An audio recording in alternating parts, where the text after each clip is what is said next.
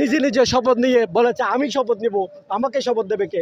গোটা জাতি জানতেছে আজ চাঁদাবাজি মানে এক জুলুমবাজ বিদায়ের পর কে এসে এখন আবার নতুন করে জুলুম করতেছে। এটা গোটা জাতির কাছে পরিষ্কার। বাংলাদেশ জামাত ইসলামী একমাত্র লক্ষ্য হচ্ছে এই বাংলাদেশে ইনসাফ ভিত্তিক একটি কল্যাণ রাষ্ট্র প্রতিষ্ঠা করা। এই ইনসাফ ভিত্তিক কল্যাণ রাষ্ট্র প্রতিষ্ঠা হলে পরে যাদের খাওয়া বন্ধ হয়ে যাবে এটা ওদেরই অন্তর্জালা ছাড়া আর কিছু নয়। এখানে যে কথাগুলো আসছে সেগুলোর যদি মানে সারসংক্ষেপ একটা কথা বলি, সেটা হচ্ছে আপনারা দেখতে পাচ্ছেন বিগত সময়ের মানে দীর্ঘ 17 বছর পর ইসলামের পক্ষে বাংলাদেশের যে গণজোয়ার সৃষ্টি হয়েছে, এটা বাংলাদেশের গণজোয়ারের সবচেয়ে বড় প্রমাণ হচ্ছে আজকের এই সৌরদী উদ্যানে মহাসমাবেশ। এই মহাসমাবেশ দেখে ঈর্ষান্বিত হয়ে ইসলামের অগ্রযাত্রাকে ভিন্ন খাতে প্রবাহিত করার জন্য যারা ইসলামের বিরুদ্ধে প্রপাগান্ডা চালাচ্ছে, এটা হচ্ছে আসলে এরা অন্তর্জালায় শিকার হচ্ছে।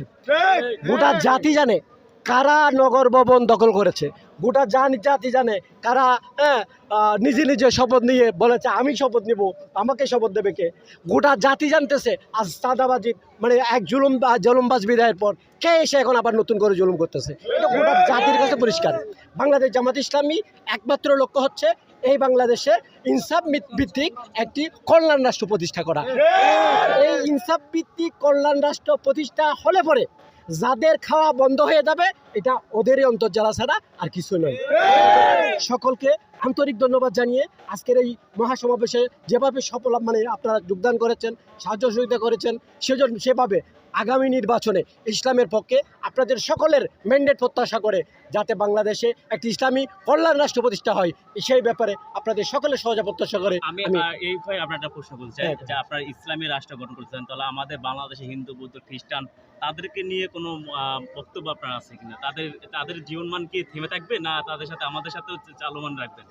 ঠিক আছে, এটা একদম ক্লিয়ার যে নবী সাল্লাল্লাহু আলাইহি ওয়াসাল্লাম যখন মদিনায় ইসলামী রাষ্ট্র প্রতিষ্ঠা করেছিল তখন কি সেখানে সবাই মুসলমান ছিল? ইহুদি ছিল না? আমার প্রশ্ন আমি আসতেছি। আমার প্রশ্ন একটু ক্লিয়ার, কারণ আপনারা কথা বলেন ইসলামী রাষ্ট্র গঠন করতে, তা আমাদের পাশে যে হিন্দু ভাইরা থাকে অথবা এই সমাবেশে অনেকে দেখছি আমার হিন্দু ভাইরা, এটা জবাব আসতেছে। তাদেরকে নিয়ে তো একটু কথা বলা উচিত ছিল। এটা ঠিক আছে, এটা তো আসতেছি। এই যে মদিনায় যখন ইসলামী রাষ্ট্র প্রতিষ্ঠা হলো, মুসলমানরা যতটুকু না নিরাপদ ছিল তার চেয়ে বেশি নিরাপদ ছিল অমুসলিমরা।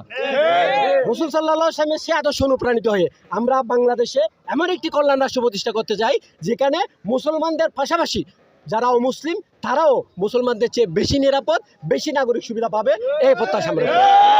আর যদি জামাত ইসলামী যদি ক্ষমতা আসে তাহলে মন্দিরগুলোতে ঢাক ঢোল পিটাতে দেবেন কিনা? মন্দির দেখেন, এটা হচ্ছে একজন হিন্দু ভাই